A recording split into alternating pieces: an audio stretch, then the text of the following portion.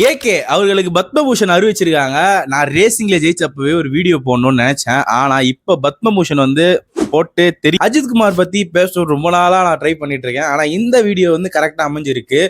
ஏன்னா ஆளுக்கு வந்து ஃபேன்ஸ் மீட் கிடையாது, ரசிக மன்றம் கிடையாது, படம் ப்ரொமோஷனுக்கு வரமாட்டாரு, எங்குமே பப்ளிக்ல எங்குமே நின்று இன்டர்வியூ தரமாட்டாரு. அப்படியாப்பட்ட ஆளுக்கு இப்படியாப்பட்ட ஒரு ஃபேன் பேஸ் இருக்குன்னா அவர் கடந்து வந்த பாதை அந்த மாதிரி ரொம்ப ஸ்ட்ரகிள்ஸ் எல்லாம் தாண்டி எந்த பின்னணியும் இல்லாம வேற மாதிரி தான் அவர் வந்தாருன்னு நான் சொல்லுவேன்.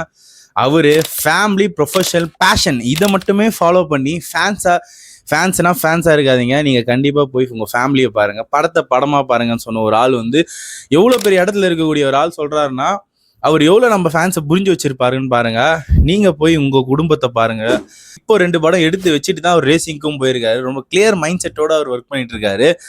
திடீர்னு பார்த்தா அங்க ட்ரோன் செஞ்சுட்டு இருக்காரு பசங்க கூட, திடீர்னு பார்த்தா படத்துக்கு வராரு, திடீர்னு பார்த்தா ரேசிங்க்கு போறாரு. அந்த மார்க்கிட்ட நம்ம கத்துக்க வேண்டிய செயல் இதெல்லாம் நான் சொல்லுவேன். கண்டிப்பா வந்து ஒரு இன்ஸ்பைரிங்கான ஒரு ஆளு தாங்க Ajithkumar. Let's see next video. இந்த மாதிரி வீடியோஸ்லாம் கண்டென்ட்ஸ் வேணும்னா சப்ஸ்கிரைப் பண்ணி வச்சுக்கோங்க. Let's see next video. Ajith fans இருந்தீங்கன்னா நம்ம சேனலை ஃபாலோ பண்ணி வச்சுக்கோங்க. நம்ம வீடியோஸ் கண்டினியூஸாக வந்துட்டே இருக்கு. யாரா இருந்தாலும் நம்ம தாங்க.